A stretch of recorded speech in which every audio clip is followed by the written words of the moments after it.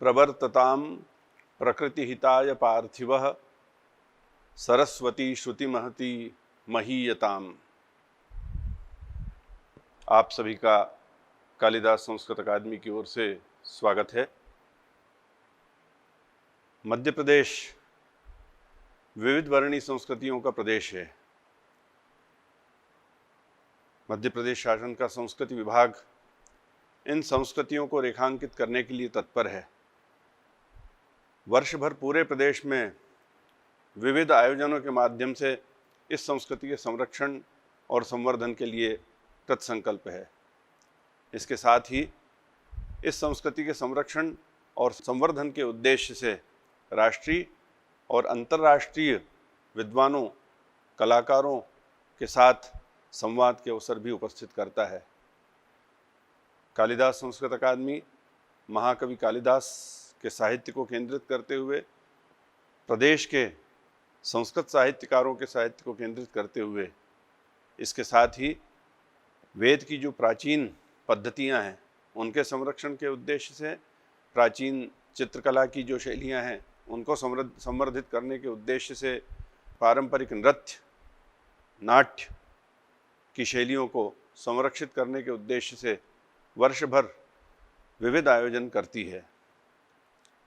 आज समूचा राष्ट्र स्वतंत्रता के 75वें वर्ष का उत्सव मना रहा है। ऐसे में मध्य प्रदेश शासन का संस्कृति विभाग भी अग्रणी है और स्वतंत्रता पर केंद्रित आयोजन कर रहा है। कालिदास संस्कृत अकादमी द्वारा गमक श्रृंखला के अंतर्गत आज स्वतंत्रता सेनानियों पर केंद्रित व्याख्यान संकल्पित है।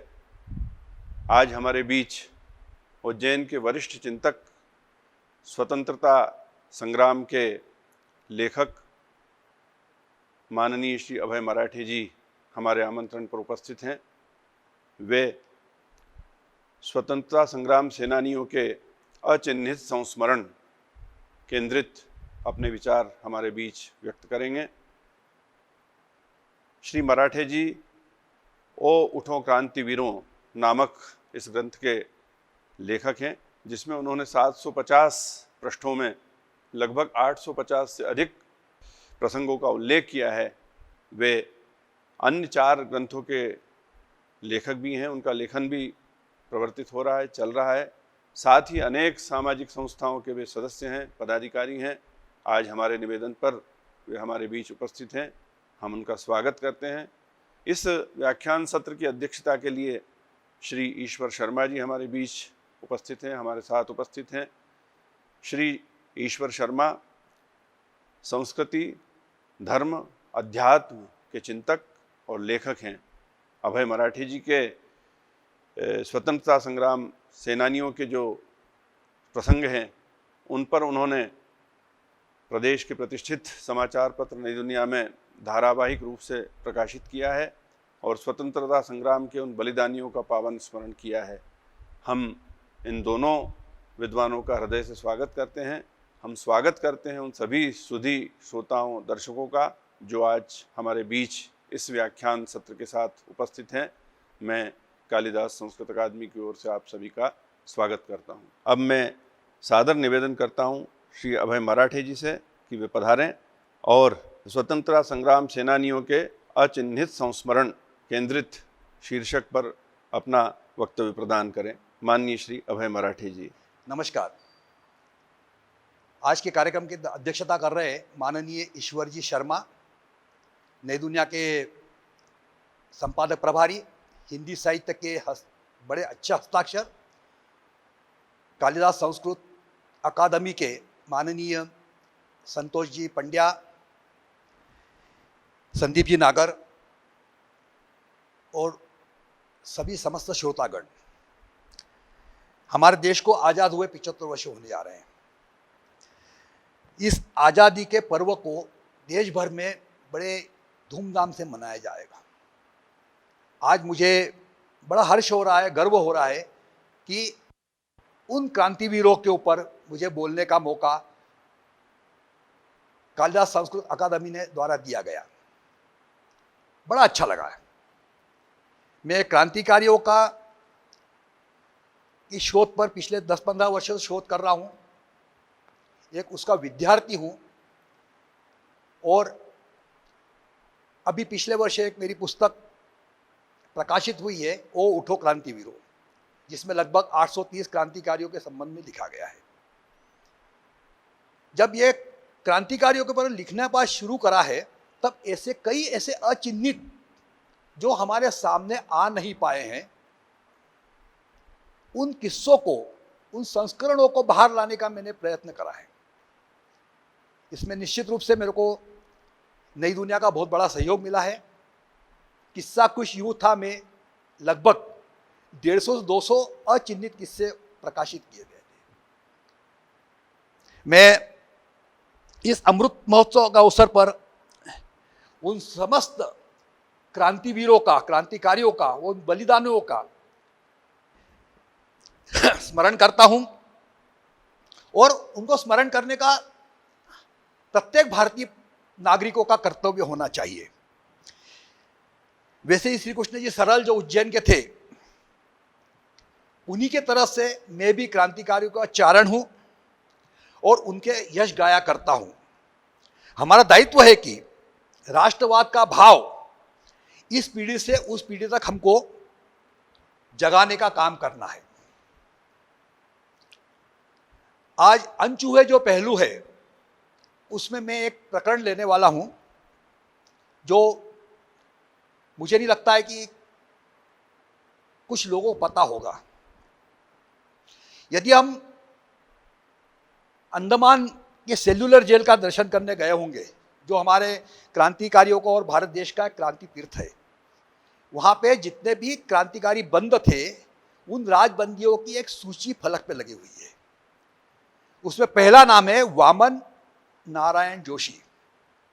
उसके बाद है गणेश दामोदर सावरकर, विनायक दामोदर सावरकर, और उसके बाद में अनेक क्रांतिकारियों के नाम हैं जो लगभग 345 से अधिक राजबंदी सेल्युलर जेल के, नारकीय जेल के अंदर उन्होंने कष्ट सहे देश की स्वतंत्रता के लिए। वामन नारायण जोशी कौन थे? जब मैं पुस्तक लिख रहा था, तब अनंत लक्ष्मण कान्हेरे का जिक्र आया, जिनको 11 अप्रैल को 1910 को फांसी पर लटकाया गया। उनके साथ में थे विनायक देशपांडे और कृष्णाजी कर्वे, और उसमें 2 लोगों को आजीवन कारावास मिला था। एक था वामन नारायण जोशी और शंकर सोमन। जब उसने देखा कि सेल्युलर जेल के अंदर वामन नारायण जोशी का उल्लेख था और इसमें भी उल्लेख है, तो वामन नारायण जोशी कौन थे? क्योंकि अगर मैं इसका विद्यार्थी हूं और मैं इसको पढ़ रहा हूं, तो ये सारी बातें हमें रहना चाहिए, याद रहना चाहिए कि जो जो लोगों ने 20-20 साल जेल के अंदर अपना पूरा जीवन, अपनी पूरी जवानी खपा दी, वो कोई अपराधी नहीं थे, वो कोई खूनी नहीं थे, कोई दरिंदे नहीं थे, कोई चोर नहीं थे। उन्होंने अपना सारा जीवन देश की स्वतंत्रता के लिए लगा दिया था। लेकिन हमारा दुर्भाग्य है कि ऐसे लोगों को हम स्मरण नहीं कर पाए। हमारे सामने उनका क्या क्या कार्य किया है, वो अभी तक सामने नहीं आ पाया। बहुत दुर्भाग्यपूर्ण बात है, क्योंकि अगर हमने जब विद्यालयों के अंदर या महाविद्यालयों के अंदर जब हमने पढ़ा है, तो कुछ ही लोगों के नाम आते हैं, भगत सिंह, चंद्रशेखर आजाद, रानी लक्ष्मीबाई का नाम इसलिए आता है कि अगर सुभद्रा कुमारी चौहान अगर वो कविता नहीं लिखती, तो शायद वो भी एक लुप्त हो जाता। चंद लोग हैं, 10-12 लोग। जब मैंने ओ उठो क्रांतिवीर पुस्तक लिखी, तो उसमें 823 से अधिक क्रांतिकारियों के बारे में जानकारी निकाली थी, और वो मैंने लिखी हुई है। उसमें वामन नारायण जोशी का कहीं से जिक्र नहीं है। वामन नारायण जोशी जेल में रहे, अंडमान की जेल में रहे, लगभग 10 वर्ष 12 वर्ष रहे। उनके बारे में बहुत सारी जानकारी जुटाना शुरू करी, और मेरा सौभाग्य है कि 1955 के अंदर एक पत्रिका में उनका उल्लेख मिला था। उसके बाद में एक धनंजय पत्रिका महाराष्ट्र से निकलती, उसमें भी उनका उल्लेख आया था। और वो आर्टिकल उनकी भतीजी ने लिखा था, शरयू कुलकर्णी, जो अभी औरंगाबाद में रहती है। उनसे मैंने संपर्क करा, उनसे पता पड़ा कि वामन नारायण जोशी उनके काका थे और उन्होंने पूरा उनके ऊपर जीवन वृत्तांत लिखा है। वो भी कम क्रांतिकारी नहीं थे।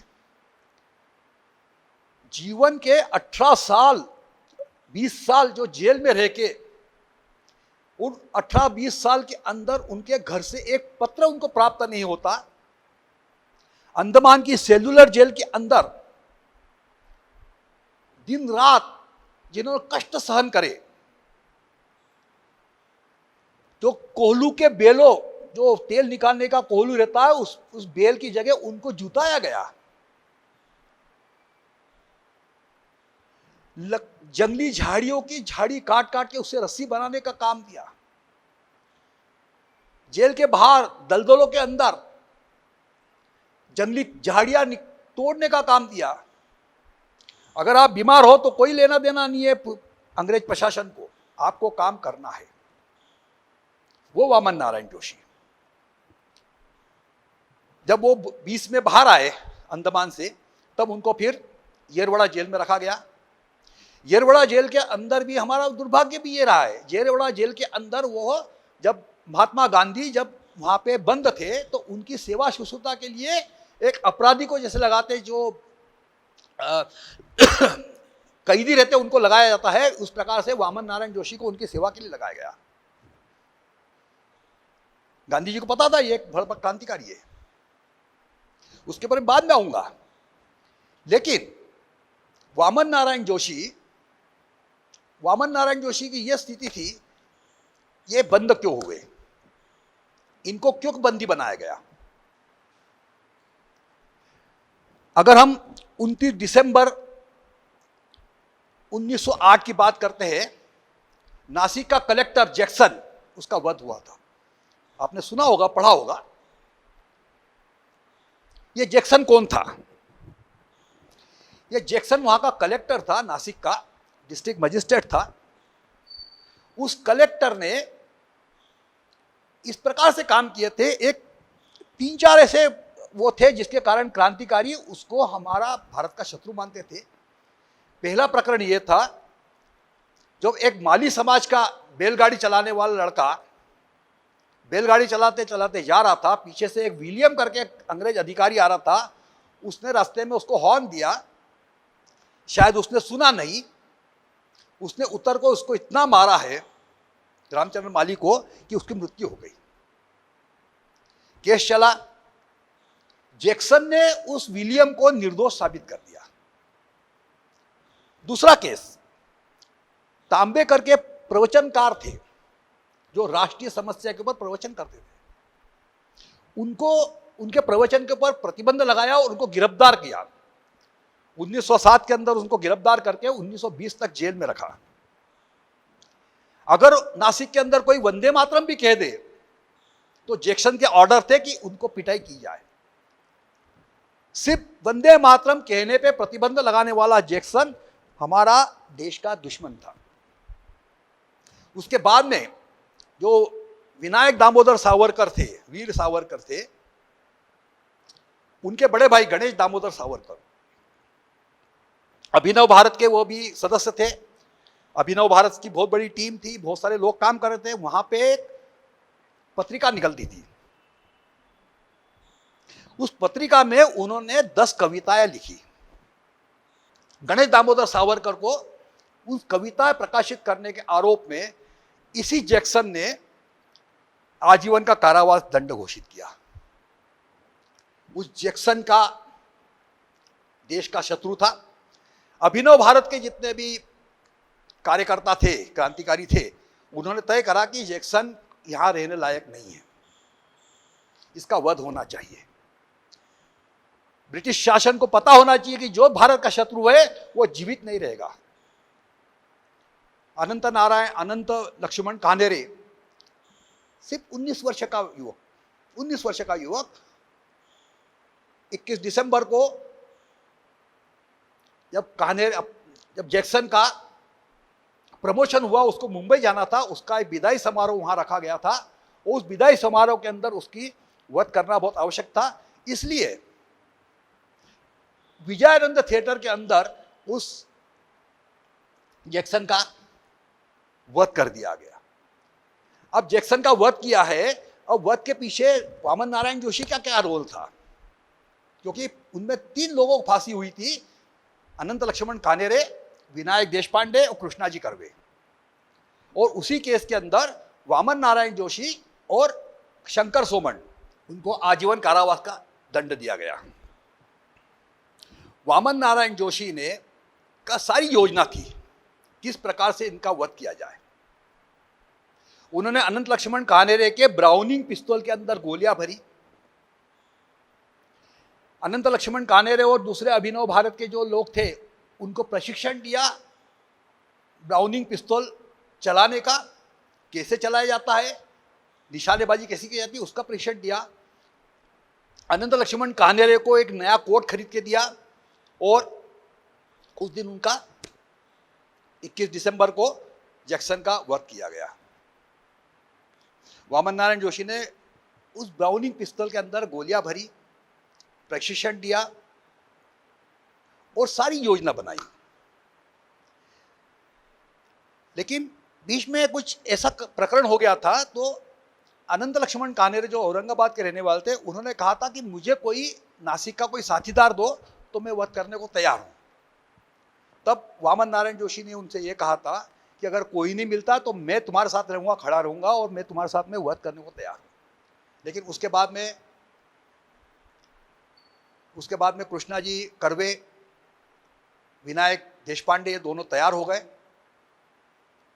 और योजना बनाने के बाद वामन नारायण जोशी, जिनको दाजी कहते थे, उन्होंने एक पत्र अनंत लक्ष्मण कानेरे को भेजा।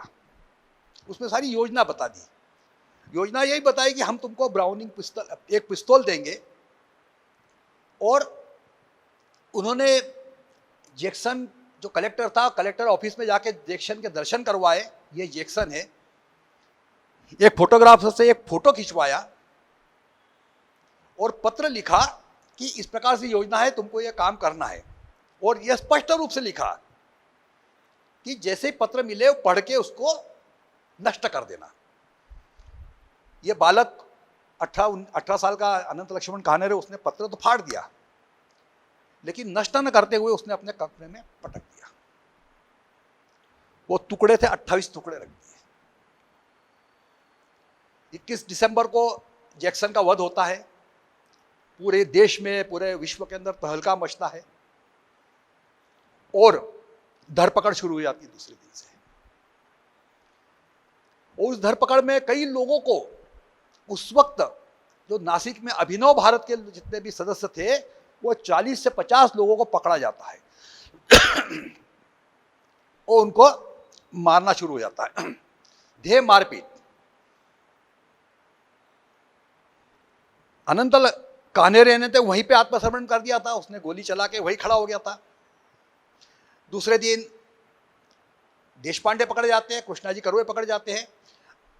लेकिन वामन नारायण जोशी कुछ काम से अकोल चले गए थे। नगर जिले में अकोल था, क्योंकि वो शिक्षक थे, शिक्षक के काम में वहाँ चले गए थे। और ये काम होने के बाद वो वापस आए तो कृष्णा जी ने कहा कि आप यहाँ से निकल जाओ तुरंत, क्योंकि गणु वैद्य करके जो एक क्रांतिकारी था, उसको इतना मारा तो वो सब कबूल गया कि हमारे पास ब्राउनिंग पिस्तौलें आई है और इस प्रकार से वध हुआ, ये लोग थे। फिर गिरफ्तारी का सिलसिला शुरू हो जाता है। वामन नारायण जोशी को अकोट से पकड़ा जाता है, अकोल से, और अकोल से पकड़ के उनके जो जहाँ रहते थे वो शमशेरपुर में ले जाया जाता है। और जो अंग्रेज पुलिस का दुर्दांत चेहरा था वो वहाँ में देखने को मिलता है। शमशेरपुर से नासिक तक 40 मील वामन नारायण जोशी को हथकड़ी डाल के रस्ते से बांधकर पैदल मारते हुए नासिक तक लाए गए। वामन नारायण जोशी ने शब्द नहीं खेला, मुंह नहीं खोला। लेकिन उनके विरुद्ध साक्ष्य जो चिट्ठियां फाड़ के रखी थी, उसके 22 टुकड़े बना के रखे थे, 28 टुकड़े थे, वो एक साक्ष्य रूप हो गया। उसको जोड़ के जब अनंत लक्ष्मण कान्हेरे के घर में झड़ती ली तो उसमें वो कागज मिले, उसको जोड़ के उन्होंने बताया ये तुम्हारा पत्र है, अब तुम्हारे विरुद्ध काम। यहां तक तो ठीक था। शंकर सोमन इन दोनों को आजीवन कारावास मिला, तीनों को फांसी हुई। 11 अप्रैल 1910 को इनको फांसी पर चढ़ाया गया, इनको जेल में भेजा गया। लेकिन समस्या थी ये पिस्तौलें कहां से आई। ये 20 ब्राउनिंग पिस्तौलें कहां से आई, सबको विदित था कि सावरकर जी ने भेजी है। तब जब मैं शोध कार्य कर रहा था कि ये ब्राउनिंग पिस्तौलें आई कैसी, कैसे खरीदी गई, क्योंकि उसका बार बार उल्लेख उसमें आ रहा था। तब जब ये बातें देखते देखते शोध करते करते ये पता पड़ा कि पेरिस में गोविंद अमीन करके एक इंजीनियरिंग की, मैकेनिकल और इलेक्ट्रिकल इंजीनियर की पढ़ाई करने वहाँ पे था, और वो सावरकर जी का भक्त था। उसके माध्यम से पेरिस से वो ब्राउनिंग पिस्तौलें खरीदी गई थी। और वो ब्राउनिंग पिस्तौलें का जो ऊपर का मार्क रहता है, जो सीरियल नंबर रहता है, वो किसी तरह से उन्होंने हटा दिया, खत्म कर दिया। और वो जो 20 ब्राउनिंग पिस्तौल थी, उसने अपने भाई के माध्यम से, चतुर्भुज अमीन जो खानसामा था इंडिया हाउस के अंदर, उसके माध्यम से इटली, वाया इटली से भारत भेजी गई, मुंबई आई। ये बात थी 2-3 मार्च को वो भारत पहुंचा चतुर्भुज अमीन, और उसके पहले 28 फरवरी को 1909 को गणेश दामोदर सावरकर, जो वीर सावरकर के बड़े भाई थे, वो भी मुंबई पहुंचे थे। वहीं पे वो उनको गिरफ्तारी की गई।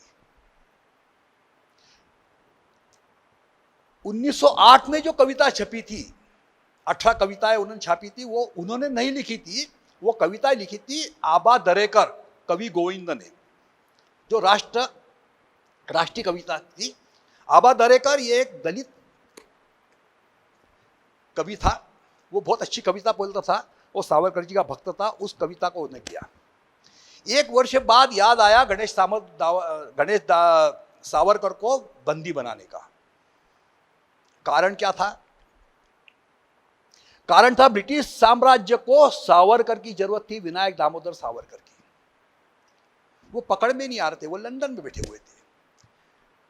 ब्रिटिश साम्राज्य की राजधानी लंदन में भी ब्रिटिश साम्राज्य उनको पकड़ नहीं पा रहा था, क्योंकि उसके पीछे बहुत सारे कारण भी थे। उनका जो कर्तृत्व था इतना अच्छा था, इतने अच्छे योजनाकार थे। 1857 का स्वातंत्र समर लिखने वाले वीर सावरकर, वो ऐतिहासिक पुस्तक प्रकाशित होने के पहले प्रतिबंध लगाया जा रहा है, और ब्रिटिश साम्राज्य को यह नहीं पता किसने लिखी है। पता है उन्होंने कि सावरकर ने लिखी है, लेकिन साक्ष्य नहीं है।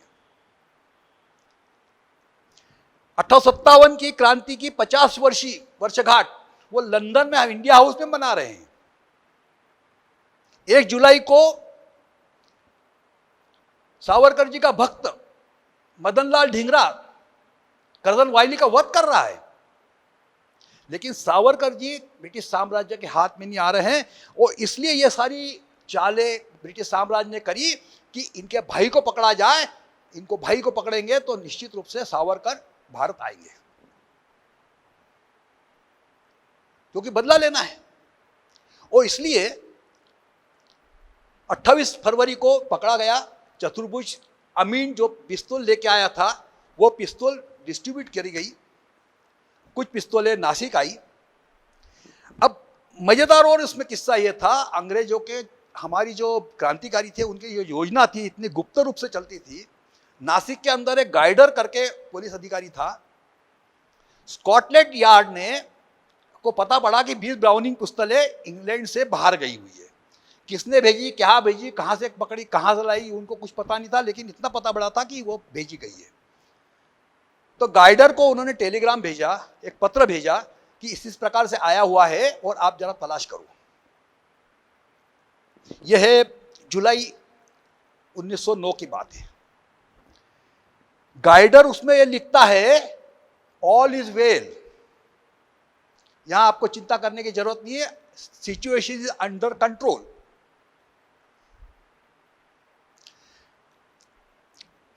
ये सब हो जाती चीजें, लेकिन 21 दिसंबर को जैक्सन का वध होता है, वो ब्राउनिंग पिस्तौल से होता है, तब आंख खुलती है और गाइडर एकदम चमक जाता है, ये क्या हुआ। वहां से ऊपर से उसको डांट पड़ती, तुम कह रहे हो सिचुएशन इज अंडर कंट्रोल, और ये कैसे हो गई ब्राउनिंग पिस्तौल तो नासिक में आ गई, क्योंकि जो पिस्तौल थी अनंत लक्ष्मण कानेरे ने जिससे वध किया था, वो ब्राउनिंग पिस्तौल वहां से भेजी गई थी। उनके पास 2 पिस्तौलें बरामद हुई। गाइडर एकदम सनक गया। फिर अंग्रेज सरकार ने यह सोचा कि इसके बहाने हम वीर सावरकर को लपेटे मिलेंगे। तब लंदन के अंदर एक पार्कर करके इंस्पेक्टर था, जिसको एक जिम्मा दिया था इंडिया हाउस और सावरकर के ऊपर नजर रखने का। लेकिन हमारे सावरकर, उनका जो आभा मंडल इतना अच्छा था, पार्कर उनका भक्त हो गया था। जब ये बात हुई तो पार्कर ने पूरे लंदन के अंदर, पूरे इंग्लैंड के अंदर जितने भी शस्त्र का व्यवसाय करने वाले लोगों को घर जा जाके देखा, तो उन्होंने कहीं पे उनको ये नहीं मिला कि यहाँ से 20 ब्राउनिंग पिस्तौलें सावरकर ने खरीदी है। उसने फिर वहां से एक पत्र भेजा, सावरकर इज नॉट इन्वॉल्व्ड। अब 20 पिस्तौल के लिए, 20 ब्राउनिंग पिस्तौल के लिए गाइडर पागल हो रहा था। कैसे आई पिस्तौलें? तब उन्होंने जो क्रांतिकारी पकड़े गए थे, अभिनव भारत के सदस्य थे, उनके ऊपर अत्याचार करना शुरू करा। इन अत्याचारों में एक प्रसिद्ध अत्याचारी पुलिस था, वो था अली खान। उस अली खान ने जितनी यातनाएं हम विचार नहीं कर सकते, उतनी उससे ज्यादा यातनाएं उन लोगों को दी गई। कई क्रांतिकारियों ने मुंह नहीं खोला। कृष्णा जी कर्वे को जब पकड़ के लाए तो कृष्णा जी कर्वे ने कहा, हाँ मैंने वध करा है और हमारा ये प्लानिंग था। उसके पीछे उसका कारण ये था कि सारे लोगों को बचाया जाए। 40 से 50 छोटे छोटे विद्यार्थियों को, शिक्षकों को पकड़ के जेल में बंद करा और मारना कूटना शुरू करा। एक और इंस्पेक्टर था सदावर्ते करते। सदावर्ते के पास एक ही काम था कि ब्राउनिंग पिस्तौलों कहीं से भी लाके इकट्ठा करो और मुझे दो सामने। अब पिस्तौलों का हिसाब भी देखिए आप। कृष्णा जी कर्वे के पास 1 पिस्तौल, अनंत लक्ष्मण काने के पास 2 पिस्तौल, विनायक देशपांडे के पास 1 पिस्तौल, ये 4, वामन नारायण जोशी के पास 1 पिस्तौल, 5। ऐसे करते हुए कुछ इकट्ठा करी। आगे की पिस्तौलों का पता ही नहीं पड़ रहा था। गाइडर उनके भनक रहा था कि मेरे को पिस्तौलें चाहिए। सदावर्ते के दिल में कहीं ना कहीं देशभक्ति थी।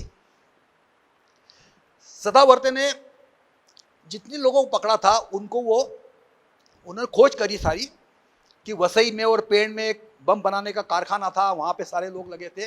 वो उनको सारे वसई ले गए, मुंबई ले गए, मुंबई में जहां बैठा दिया और उनको ये कहा कि मैं तुम्हारा मित्र हूं। इसी बीच में चतुर्भुज अमीन पकड़े गए, उनके पास भी 2 पिस्तौल मिली और उनको ये कहा गया कि अगर, सदावर्ते ये कह रहा था कि अगर तुमने सब बता दिया तो मैं कई लोगों को बचा सकूंगा, कई लोगों को बचा सकूंगा। इसलिए वहां पे जितने भी क्रांतिकारी थे, अभिनव भारत के सदस्य थे जो इससे जुड़े हुए थे, उसमें त्र्यंबकराव मराठे थे, पाटनकर थे, भाटे थे, ये लोग सब एकत्र हुए और उन्होंने कहा कि कहां कहां से पिस्तौलें आई वो सब लाके उन्होंने वहां पे जमा करी। ऐसी 18 बंदूकें, 18 ब्राउनिंग रिवॉल्वर वहां एकत्र की गई। 2 ब्राउनिंग पिस्तौलों का बाद में पता पड़ा, वो एक गोखले करके सज्जन थे, उन्होंने दी थी। एक समुद्र में फेंक दी थी, एक वहां पे जमीन में गाड़ दी थी। तो सदावर्ते के कारण अनेक लोग बच गए, अनेक क्रांतिकारी बच गए। तो हम ये देखते हैं कि सरकार के अंदर भी अली खान सरी के दुर्दांत पुलिस फौजदार रहे हैं, जिन्होंने जो क्रांतिकारियों को कष्ट दिया। वो सदावर्ते सरी के भी लोग थे जिन्होंने क्रांतिकारियों को, बहुत सारे लोगों को बचा लिया। ये एक उदाहरण रहे। दुर्भाग्य की बात है कि शंकर सोमन, जिनको आजीवन कारावास हुआ था, उनको भी बंद किया गया था। उनको भी असहनीय यातनाएं दी थी और उनको भी आजीवन कारावास हुआ था। काला पानी अंडमान भेजने के पहले वह जो थाने जेल में थे, भाईखल्ला, फिर उसके बाद थाने भेजा था, वहां पे उनकी मृत्यु हो जाती है। मृत्यु का कारण ब्रिटिश सरकार बोलती है इनको क्षय रोग हो गया है। और अनंत वामन नारायण जोशी को अंडमान भेजा जाता है। अंडमान में वही सारा उनके साथ दयनीय परिस्थिति में वो बाहर आते हैं। उनको साबरमती, पहले पुणे के येरवड़ा जेल में रखा जाता है। उनको वो चिकित्सालय में काम दिया जाता है। उसी वक्त नेहरू, गांधी जी वहाँ पे एडमिट होते हैं। गांधी जी की सेवा के लिए उनको लगाया जाता है। गांधी जी को पता रहता है कि ये वामन नारायण जोशी एक क्रांतिकारी था जो अंडमान में 10-12 साल रह के आया है, लेकिन उनको कभी, जब 1922 के अंदर जब वो घर पहुंचते हैं तो घर पूरा उद्ध्वस्त हो जाता था। माताजी शांत हो गई होगी, भाई शांत हो गया था, और उनके बच्चे थे, उनको फिर लिखाया पढ़ाया। वामन नारायण जोशी ने उनको आगे बढ़ाया। और दुर्भाग्य की बात है, आज़ादी मिली, और आज़ादी के पहले भी जैसे चंद्रशेखर आज़ाद ने कुछ कृत्य करा उधर, या भगत सिंह ने करा, तो गिरफ्तारी होती थी वामन नारायण जोशी की। तो इस जो दौरान वो कई बार गिरफ्तार किया गया शमशेरपुर से। आज़ादी मिली, उनको बड़ा खुश हो गए। गरीबी में दिन काट रहे थे वो। छोटी बहुत जमीन थी, वहां पे वो खेती करते थे। उन्होंने अपने भतीजे को पढ़ाया लिखाया। जब आज़ादी मिलने के बाद में स्वतंत्रता संग्राम सेनानियों को पेंशन शुरुआत हुई, तब वामन नारायण जोशी की तरफ से कुछ लोगों ने पेंशन के लिए लिखा गया। तब सरकार ने कहा था कि हम क्रांतिकारी को पेंशन नहीं देते। वो पत्र आज भी शरीयू कुलकर्णी ताई के पास रखा हुआ है। उसके बाद में भट्ट करके जो एक अच्छे लेखक थे, उन्होंने नेहरू जी को लिखा, तो नेहरू जी ने उस समय 500 रुपए का एक चेक दिया था। तब जाके उनका जीवन व्यवस्थित हुआ और 1964 के अंदर उनकी संक्रांति के दिन उनकी मृत्यु होती है। वो वामन नारायण जोशी। हमको पढ़ाया नहीं गया, हमको बताया नहीं गया। हम ये 75 वर्ष होने जा रहे हैं और ये दुर्दशा हमारे क्रांतिकारियों के लिए, वो खुद के लिए लड़े थे, परिवार के लिए लड़े थे, वो संपूर्ण भारत के लिए लड़े थे। ऐसे क्रांतिकारियों के बारे में अगर ये अनछुए पहलू हम अगर सामने लाएंगे, निश्चित रूप से हमारा जो राष्ट्रवाद का भाव है वो बढ़ेगा और अन्य पीढ़ी को भी पता पड़ेगा। इसी प्रकार से जो शंकर सोमन है, उनके बारे में भी जानकारी मैं इकट्ठा कर रहा हूँ। कृष्णा कर्वे का क्या हुआ, विनायक जो देशपांडे था, उसकी जिसको फांसी लगी थी 11 अप्रैल को, उसकी पत्नी बंबई में घर में बर्तन मांज रही थी। उसके बाद उनका क्या हुआ आज तक नहीं पता। अनंत लक्ष्मण कानेरे के परिवार को भटकना पड़ा, वर्षों भटकना पड़ा। उनका क्या हुआ क्या नहीं हुआ कुछ पता नहीं है। अब हमारे 75 वर्ष पूरे हो रहे हैं। कम से कम हम ऐसे क्रांतिकारियों को जो लुप्त हो गए या इतिहासकारों ने हमारे दबा दिए हैं, ऐसे क्रांतिकारियों के सामने आना चाहिए। ये मेरा एक निवेदन है। इसलिए अनछुए पहलू के ऊपर मैं सारी बातचीत करना चाहता हूँ। एक पुस्तक भी प्रकाशित करने के विचार कर रहा हूँ। ऐसे अनेक किस्से हैं। ऐसे एक अज्ञात क्रांतिवीर का मैं भी एक उल्लेख करना जरूरी समझता हूँ, क्योंकि उनका उल्लेख कहीं भी इतिहास में नहीं आया। वैसे अनेक क्रांतिकारियों का नहीं आ पाया है, लेकिन एक और मैं उल्लेख करना चाहता हूँ, वो थे जगदीश चंद्र राय धवन। जगदीश चंद्र राय धवन ये नौजवान समिति जो बनी थी, नौजवान सभा बनी थी, उसके सदस्य थे और क्रांतिकारियों में वो बड़े घुल मिल गए थे। नौजवान थे, 22 वर्ष के थे। भगत सिंह, सुखदेव और राजगुरु को जब फांसी चढ़ी, हमारे चंद्रशेखर आजाद भी बलिदान हो गए। उसका बदला लेने के लिए सारे लोग, प्रकाशवती पाल और दुर्गा भाभी, ये सब लगे हुए थे कि इनका बदला लेना चाहिए। सुखदेव राज करके एक क्रांतिकारी थे, उनके कमरे में वो रहते थे, उनके साथ रहते थे, दोनों साथ रहते थे। एक दिन दुर्गा भाभी उनके कक्षा में आके बोलती है कि अगर तुम इसका बदला नहीं ले सकते हो भगत सिंह के फांसी का, तो तुम चूड़ी पहन लो, हम लेंगे बदला। और वो तैयार हो गई ऐसी। तब सुखदेव राज ने कहा कि नहीं, हम करेंगे, आप बेफिक्र हो, समय आने पर। बोले समय नहीं, मेरे को अभी चाहिए। जगदीश राय धवन के पिताजी मजिस्ट्रेट थे पहले। ये भी पढ़ने के लिए आया, 22 वर्ष की अवधि।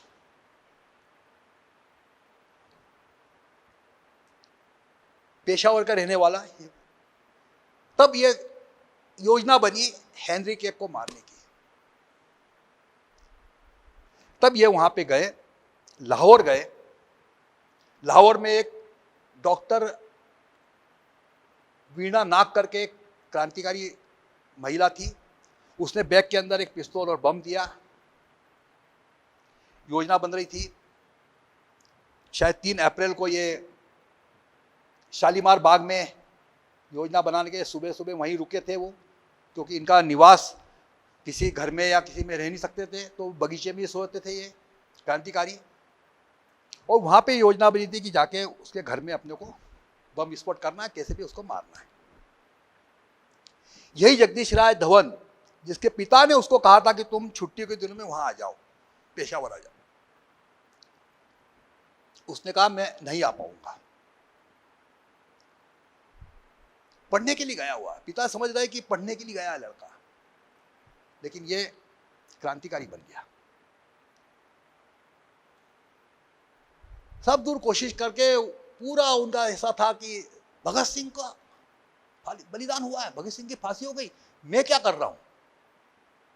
और वो शालीमार बाग में सो रहे थे, दोपहर को जाके उनको जहां पे जाके एक्शन करना थी वो करना थी, और उसमें वो लेटे ही थे। कहीं सूचना मिल गई, पुलिस के 200 पुलिसों ने उसमें घेरा डाल दिया और जगदीश राय धवन को गोलियों से शूट कर दिया गया। सुखदेव राज को अरेस्ट किया गया। सुखदेव राज को अरेस्ट किया गया और ये जगदीश राय धवन आहुत हो गए, अपने पूरा जीवन उन्होंने बलिदान कर दिया। अब वहां पे भी एक पुलिस की देखिए आप व्यवस्था। यही सुखदेव राज दुर्गा भाभी के साथ में दिल्ली में, मुंबई के अंदर लेमिंगटन रोड पे शूटिंग केस में पकड़े जाते हैं।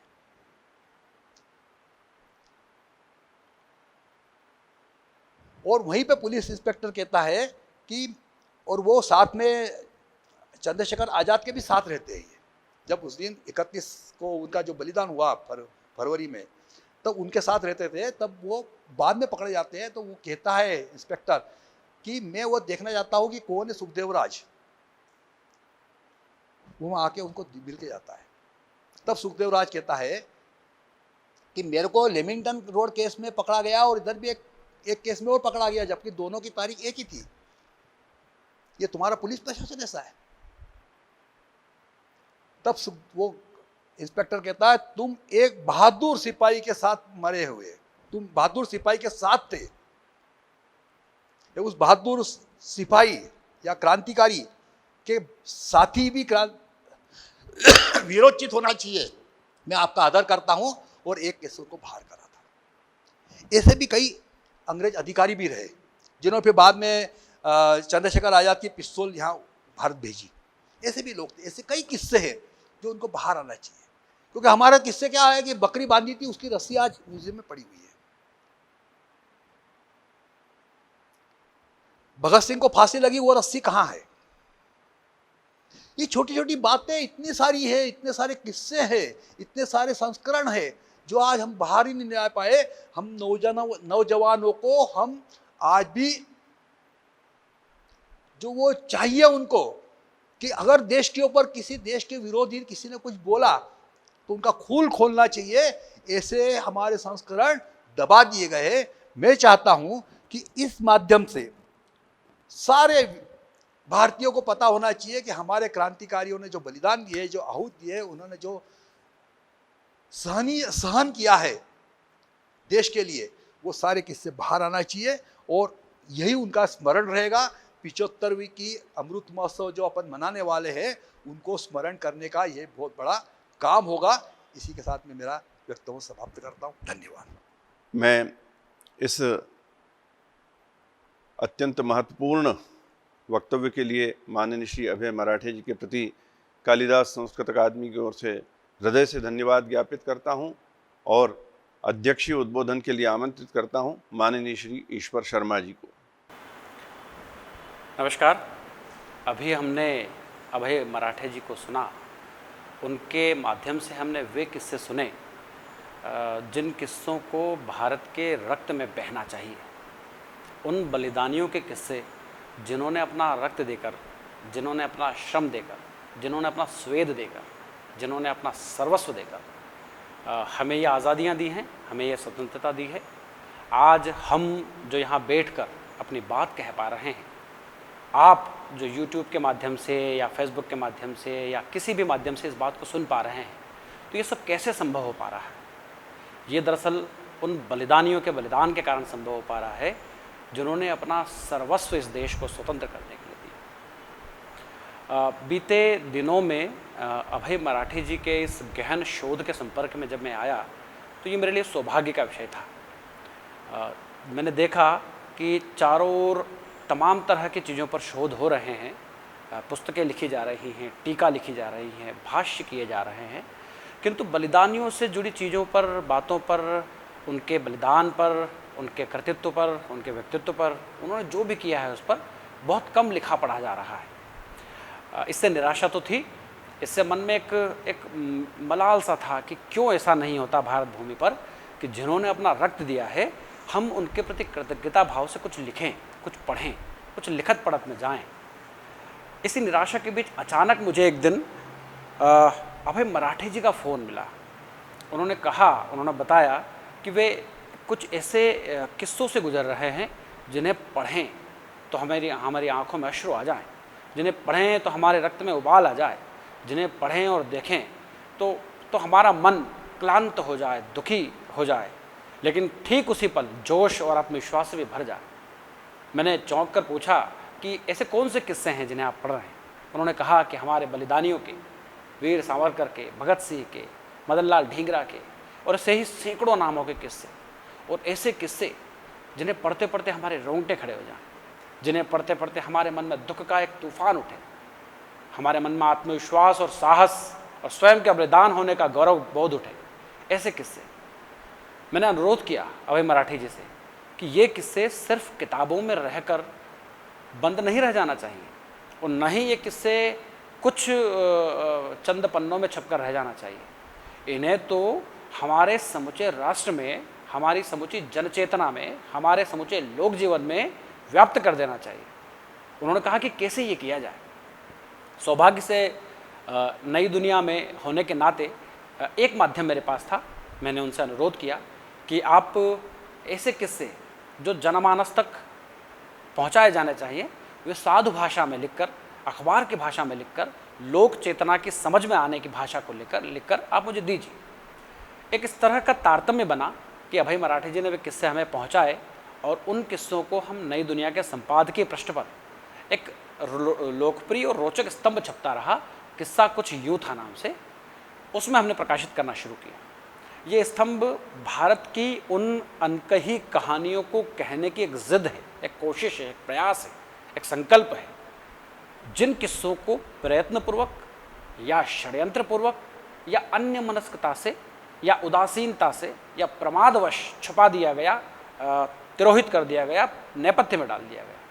ऐसे तमाम किस्सों को चुन चुन कर, खोज खोज कर, इतिहास की गलियों में जाकर, पुस्तकों में जाकर, हमारे पत्र लेखों में जाकर हम खोज कर लाते थे और प्रकाशित करते थे। तो अभय मराठे जी ने वे ऐसे सारे किस्से हमें उपलब्ध करवाए।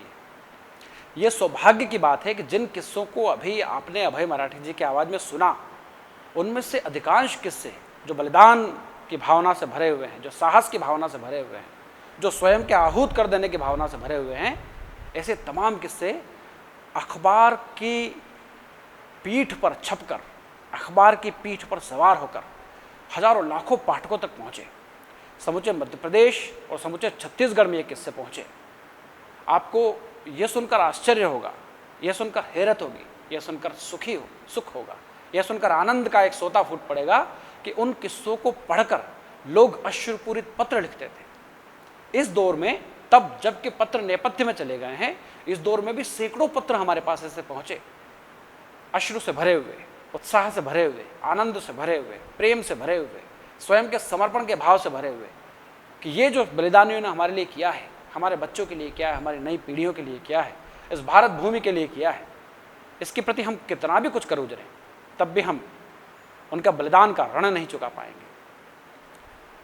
सौभाग्य की बात थी कि यह सिलसिला करीब करीब 2 वर्ष तक चला और इन 2 वर्षों में सैकड़ों ही किस्सों को हमने प्रकाशित किया और फिर इन किस्सों के समुचे कोलाज के रूप में, समुचे संग्रहण के रूप में ओ उठो क्रांतिवीर नामक एक पुस्तक आई, जो अभय मराठे जी ने समाज को समर्पित कर दी है। वह एक ऐसी पुस्तक है, वह एक ऐसी किताब है, जैसी किताबें वर्षों में एक आती हैं। कहानियाँ खूब लिखी जा रही हैं, कविता खूब लिखी जा रही हैं, लघुकथाएँ खूब लिखी जा रही हैं, उनमें हर तरह के पंथ की चाशनी घुली हुई है, उनमें वामपंथ का गहन प्रभाव है, लेकिन भारत भूमि की आत्मा को, भारत भूमि के हार्द को जानने वाली कहानियाँ, भारत भूमि के रक्त को, भारत भूमि के श्रम स्वेद को कहने वाली गौरवपूर्ण कहानियाँ, वैसी कहानियाँ ओ उठो क्रांतिवीरों में हमें पढ़ने को मिली।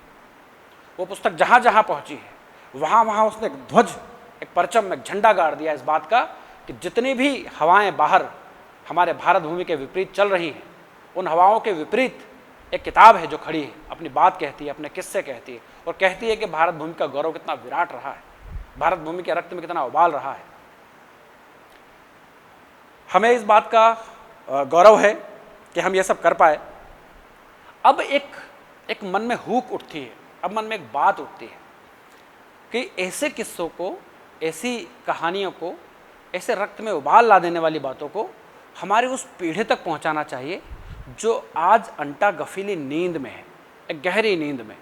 आंखें खुली हैं लेकिन उनकी चेतना में ये नींद न्यस्त है कि वे समझते नहीं कि आखिरकार उनके इर्द गिर्द की ये आज़ादियाँ, ये स्वतंत्रताएँ, ये हवाएँ, ये खुशियाँ, ये आनंद उन तक कैसे पहुँचा है। वे आज के हमारे फिल्मी हीरो को तो बेहतर जानते हैं, उनसे जुड़ी चीज़ों को तो बेहतर जानते हैं, लेकिन जिन मदन लाल ढींगरा ने अपना सर्वस्व दे दिया, उसे ये नई पीढ़ी नहीं जानती, बल्कि एक षड्यंत्र के तहत तो उन बलिदानियों से घृणा करना सिखाया जा रहा है। क्या भीमा गोरेगांव की घटना हमें नहीं पता है? क्या भारत भूमि के विरुद्ध हो रहे षड्यंत्र हमें नहीं पता है? तो इन षड्यंत्रों की काट क्या हो, इन षड्यंत्रों को रोके जाने का प्रयत्न क्या हो? ये वही तो है जो अभय मराठे जी ने किया है। ऐसे सैकड़ों अभय मराठे को खड़ा होना होगा, तब जाकर हर शहर से, हर गांव से, हर कस्बे से, हर नगर से इस तरह की आवाज़ उठेगी जो हमारी स्वतंत्रता के किस्सों को हृदय में, अपने हार्द में प्रवेश देगी और वहाँ से वो बलिदान की भावना उठेगी जो फिर चाहे शिक्षक हों, चाहे पत्रकार हों, चाहे उद्योगपति हों, चाहे राजनेता हों, चाहे कारोबारी हों, जो कोई भी व्यक्ति जिस भी भूमिका में है वो देश के लिए अपना कार्य तभी कर पाएगा जबकि उसके अंदर की भावना बलवती होगी। अन्यथा हम खंख लोगों का, सूखे और रूखे लोगों का एक ऐसा समाज बनते जाएंगे जिसके पास उधार की भाषा है अंग्रेजी, जिसके पास उधार की सोच है पाश्चात्य, जिसके पास एक संस्कृति जो महान थी उसे त्याज्य करके हम एक अलग संस्कृति की तरफ बढ़ते चले जा रहे हैं। तो ऐसे खंख लोगों को, ऐसे रूखे सूखे लोगों को एक रससिक्त समाज में बदलने के लिए, एक आनंद से परिपूर्ण समाज में बदलने के लिए हमें हर तरह के प्रयत्न करना होंगे जो उनके भीतर, उनके हृदय में भारत भूमि को प्रतिस्थापित करें। अभय मराठे जी की ये पुस्तक ऐसा ही एक प्रयास है। किंतु फिर भी ऐसा लगता है कि बाहर कहीं भयावह दावानल है, भयानक आग लगी हुई है, वैचारिकता की अंधी आग, जिसमें हम अपनी अंजुलियों से पानी डालकर उस आग को बुझाने का प्रयत्न कर रहे हैं। ये प्रयत्न बहुत नाकाफी है। जो व्यक्ति इस आह्वान को सुनता है वो अपने अपने स्तर पर तय करे कि उसकी क्या भूमिका हो सकती है इस देश को, इस राष्ट्र को, इस महान भारतीय संस्कृति को समझने में, सोचने में और अगली पीढ़ी तक पहुंचाने में। हम बीते 10,000 वर्षों से क्यों जीवंत बने रह पाए हैं? इसलिए कि हम अपनी अगली पीढ़ी तक हमारे संस्कार को, हमारी भाषा को, हमारी चेतना को, हमारे चेतना बोध को हमारे लोक जीवन के माध्यम से पहुंचाते आए हैं। लेकिन बीते 20-25 वर्षों में हमारी उसी परंपरा, उसी ताकत पर सबसे गहरा हमला हो रहा है। सबसे गहरा हमला हमारी वर्तमान पीढ़ी को नई पीढ़ी से काट दिया गया है और हम उस गौरव बोध के भाव से भरे रहने के बजाय उस गौरव बोध के भाव से दूर होते जा रहे हैं। आज हम नई पीढ़ी के बच्चों से बैठकर बात करें इन तमाम विषयों के बारे में तो वे कटते से। आखिर क्यों?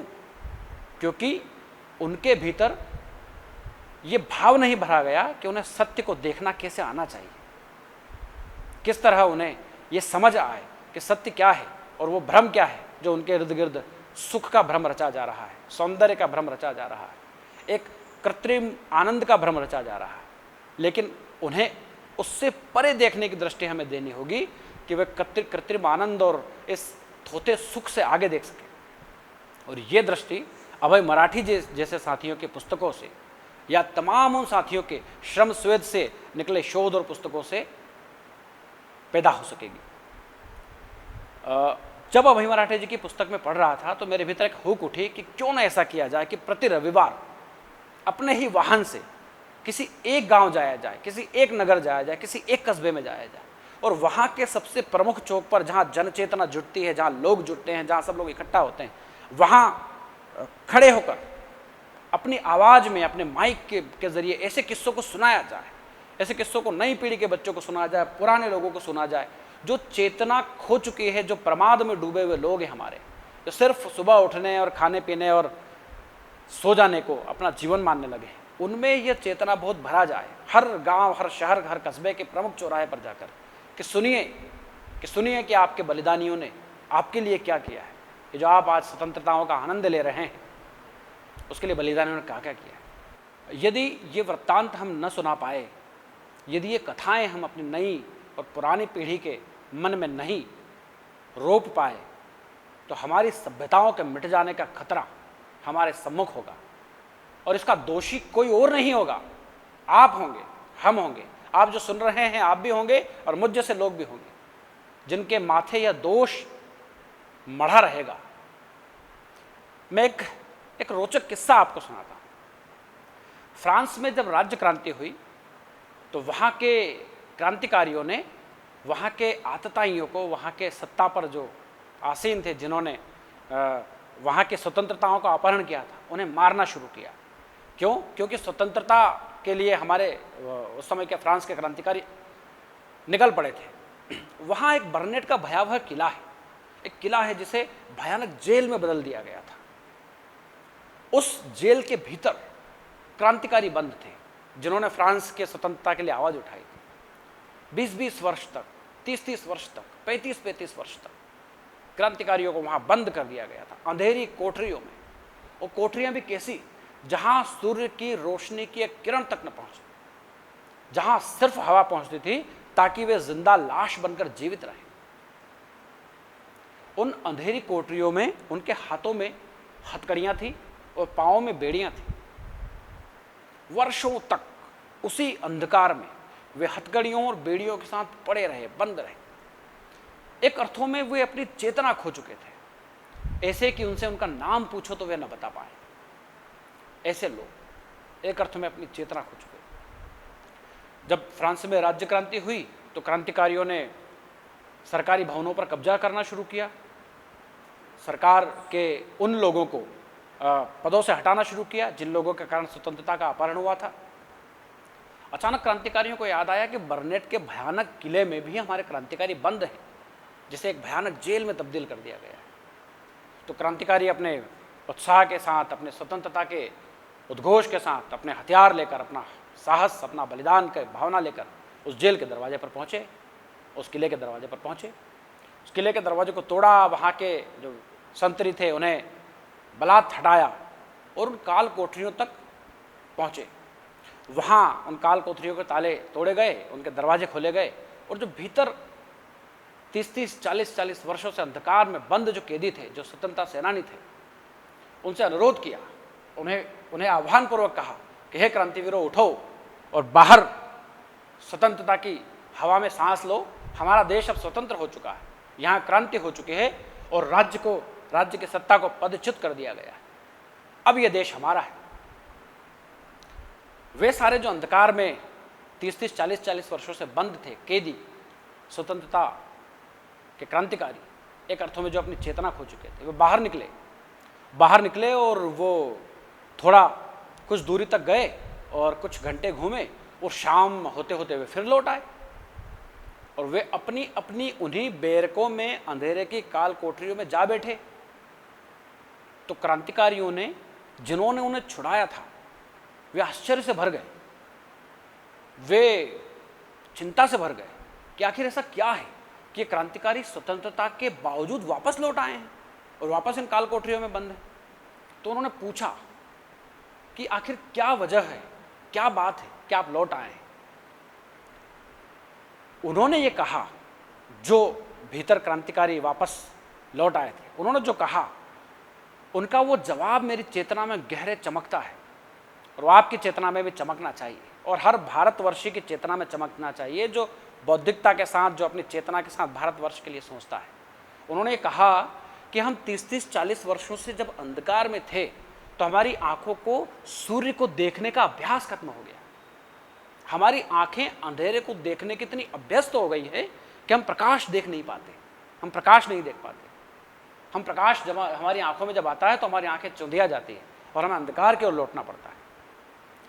तो क्रांतिकारी जिन्होंने छुड़ाया था, उनको एक बात स्वाभाविक सी लगी कि हाँ, ये सही है कि वर्षों तक, ये शरीर विज्ञान है कि वर्षों तक अंधकार जब आंखें देखती हैं तो रोशनी नहीं देख पाती।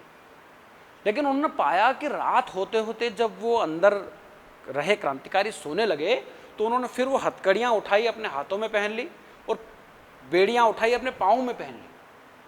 तब उन क्रांतिकारियों के जो बाहर से आए थे उनको छुड़ाने, उनके आश्चर्य का फिर ठिकाना ना रहा कि मान लिया कि सूरज की रोशनी आपकी आंखों में चमकती है, आप उसको देख नहीं पाते, लेकिन ये हथकड़ियाँ और बेड़ियाँ आपने फिर से क्यों पहन ली?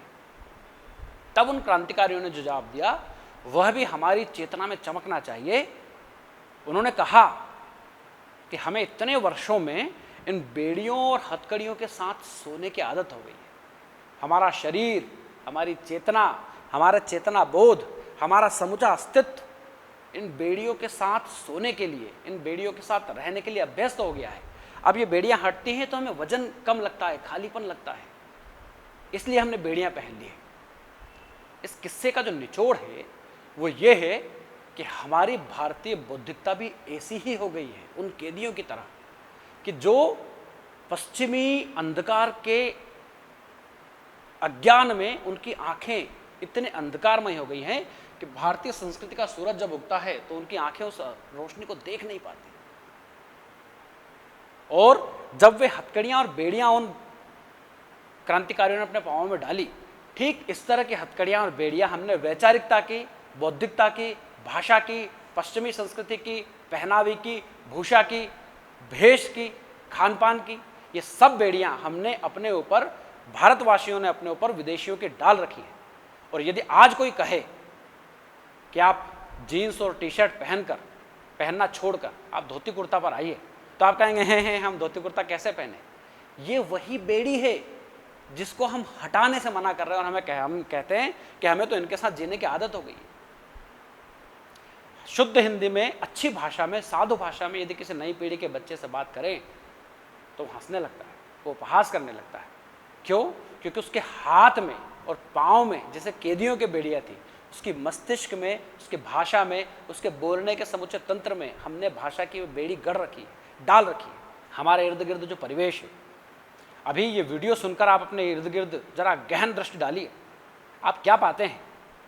आप अपने जीवन के सुख सुविधाओं में किन चीज़ों का हस्तक्षेप पाते हैं? आप अपने सड़कों पर निकलिए, आप अपने बाजार में निकलिए। बाजार में यदि आप 100 दुकानों के बोर्ड देखेंगे तो उनमें से क्या 80 दुकानों के बोर्ड पर आप अंग्रेजी भाषा नहीं पाते? यह सोचने की बात है। हम जिस हिंदी को संस्कृत से लेकर, पाली प्राकृत से लेकर हिंदी तक लेकर आए थे और एक अद्भुत साधु भाषा हमने गढ़ी थी, उस साधु भाषा को हमने एक अपेक्षाकृत विपन्न भाषा से विस्थापित कर दिया। क्या यह हमारा अक्षम्य अपराध नहीं है? एक अद्भुत दृष्टांत से मैं भाषा के गौरव बोध की बात बताता हूं, आपको सुनकर गर्व होगा, तर्प होगा, मन में एक स्वाभिमान जागेगा। दुनिया की जितने भी भाषाएं हैं उनने शब्द गढ़े हैं, अक्षर गढ़े हैं, वाक्य गढ़े हैं, विन्यास बनाया है, व्याकरण बनाई है, लेकिन एकमात्र संस्कृत भाषा है जिसने हलंत की खोज की। हलंत, हलंत अर्थात एक शब्द का एक चौथाई हिस्सा। क एक शब्द है, अ एक शब्द है, ग एक शब्द है, ये अपने आप में परिपूर्ण शब्द है, लेकिन हलंत तो उसका एक चौथाई हिस्सा है। वो सिर्फ संस्कृत ने गढ़ा। हमारे ऋषि मुनियों ने एक विज्ञान खोजा था कि उस हलंत को भाषा की बेकरी में डालकर उसका जाप शुरू किया जाए। बेकरी माने क्या? बेकरी माने ये कि मैं बोल रहा हूं और आप समझ रहे हैं, अर्थात इंसानों के समझ में आने वाली भाषा। एक भाषा होती है जिसमें आवाज होती है लेकिन शब्द नहीं होते, जैसे चिड़िया की भाषा, वो क्या कह रहे हैं हम नहीं समझ पाते, लेकिन भाषा तो है। लेकिन हम जो शब्द कह रहे हैं वो आप समझ पा रहे हैं, ये मनुष्यों के समझ में आने वाली भाषा है। एक भाषा होती है संगीत की भाषा, जो सार्वभौमिक है। युगांडा के किसी आदिवासी के संगीत को भी हम समझकर आनंद में डूब सकते हैं। ये एक तीसरा स्तर है भाषा का। तो हलंत की बात मैं कह रहा था कि ऋषि मुनियों ने ये एक विज्ञान खोजा था कि यदि हलंत को भाषा की बेकरी में प्रतिस्थापित करके उसका जाप शुरू किया जाए तो वह जब 1/326 के हिस्से तक पहुंचेगा वो जाप, तो आपके शरीर में रोम रोम में ज्ञान का विस्फोट हो जाएगा। एक अद्भुत यह विज्ञान हमारे ऋषि मुनि ने खोजा था। क्या आपको याद है कि हमारे यहाँ हम ऋषि भी कहते हैं और मुनि भी कहते हैं? अकेले ऋषि शब्द से काम क्यों नहीं चलता? हम ये क्यों नहीं कह देते कि ये सब ऋषि हैं? हम किसी को मुनि अलग से क्यों कहते हैं? दरअसल इसी विज्ञान के रहस्यों में ये बात छुपी हुई है, भाषाई विज्ञान के, व्याकरण विज्ञान के, कि जब हमारे ऋषि मुनियों में कालांतर में उस हलंत को प्रतिस्थापित करके बेकरी में जाप शुरू किया और उनके सामने ज्ञान प्रस्फुटित हुआ, एक प्रकाश प्रस्फुटित हुआ, तो उस एक क्षण में उन्होंने जो देखा, जो जाना, जो परखा, जो बूझा, उसको जीवन भर मनुष्यों के समझ में आने वाली भाषा में जो लिख दिया, वो कहलाए ऋषि। जिन्होंने कहा कि ये हमने जो एक क्षण में हमारे समक्ष ज्ञान प्रस्फुटित हुआ हमने देखा है, उसे आपके हमारे समझ में आने वाली भाषा में, लिपि में लिख दिया, वर्षों लगाकर, पूरा जीवन लगाकर, वो कहलाए ऋषि। और उस ज्ञान के प्रस्फुटित होने के बाद जो गहन मौन में चले गए और जिन्होंने कहा कि इतना अद्भुत ज्ञान, इसे लिख पाना संभव नहीं, मनुष्यों की भाषा में लिख पाना तो कतई संभव नहीं, और जो गहन मौन में चले गए, वे लोग कहलाए मुनि। तो हमारे यहाँ ऋषि और मुनि की ये अद्भुत परंपरा है। कपिल मुनि हुए हैं, उनकी कारिकाएं कहाँ मिलती हैं हमें? कुछ कारिकाएं उनके शिष्यों ने बचा ली थी, वही मिलती हैं। तो कहने का आशय ये कि जब हमारे ऋषि मुनियों ने भाषा का इतना विशद विज्ञान खोजा था, तब हम विदेशी भाषा के तले अपनी बात कहने को बाध्य क्यों हो रहे हैं? हमें यह समय वह तय करने का है जब हम पुनः अपनी जड़ों की ओर, अपनी विशद विराट जड़ों की ओर लौटें और अपने आप को बचा पाएं, अपने सभ्यता और संस्कृति को बचा पाएं। अन्यथा अब जो हमला हो रहा है वह हमला सबसे घातक है। आने वाले 30 या 35 या 40 वर्षों के बाद के भारत की कल्पना कीजिए कि यदि हम आज जागृत न हुए, यदि हम आज चेतनापूर्ण न हुए, यदि आज हमारे भीतर वो बोध न आया अपने गौरव बोध के प्रति, अपने गौरव के प्रति, अपने इतिहास के प्रति, अपने संस्कृति के प्रति, अपने विचार के प्रति, अपने विचार प्रक्रिया के प्रति, तो ये सब माया सभ्यता की तरह खो जाएगा। ये सब मेसोपोटामिया की तरह खो जाएगा, ये सब रोम की तरह खो जाएगा। इस दुनिया में बहुत अच्छी और बहुत अच्छी सभ्यताएं हुई हैं, लेकिन जिन सभ्यताओं ने अपने इतिहास को सम्मान के साथ अंगीकार नहीं किया, वे मिट्टी में मिल गई। इस भुलावे में न रहें कि हमारी सभ्यता, वो कहते हैं ना, यूनान मिस्र रोमा मिट गए जहाँ से, बचा रहेगा हिंदुस्तान हमारा। इस भ्रम से अब हमें बाहर आना होगा। ये बचा इसलिए रहा, ये संस्कृति बची इसलिए रही क्योंकि इसमें वो तत्व थे, वो जीवन तत्व थे जो मनुष्य को आधार देते हैं, जीवन का सबसे अच्छा आधार देते हैं, सबसे सहज आधार देते हैं, सबसे प्राकृतिक और सरल आधार देते हैं, ये इसलिए बची रही। लेकिन अब उन्हीं आधारों पर सर्वाधिक गहन हमला हो रहा है। इसलिए आपको जागना होगा। आप न जागेंगे तो आपके बाद की पीढ़ियां सुला दी जाएंगी। आप न जागेंगे तो आपके बाद की पीढ़ियां आपके ही इतिहास पर गर्व करने के बजाय शर्म करेंगे।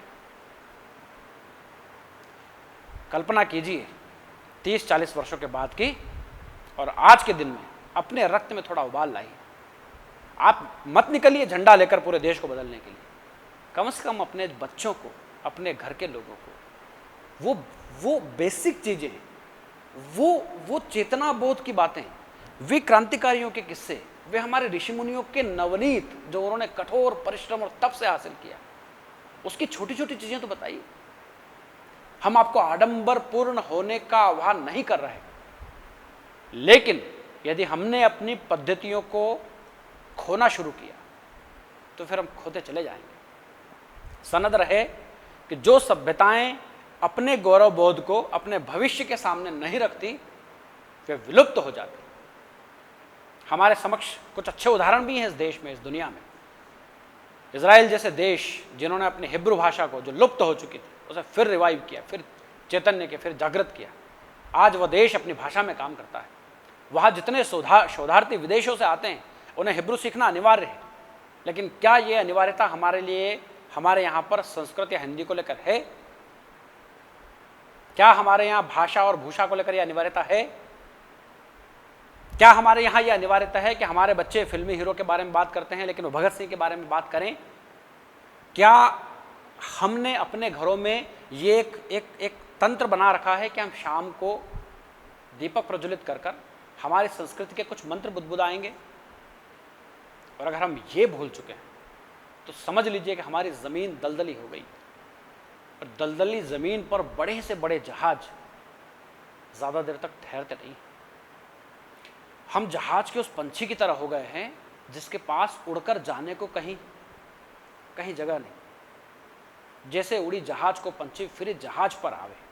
ये जो भारत भूमि बची है ना, इस समूची दुनिया के वैचारिक उथल पुथल में हमारी संस्कृति के लिए एकमात्र यही जहाज बचा है जिस पर बैठकर हम अपने जीवन को सुरक्षित, संरक्षित रख सकते हैं।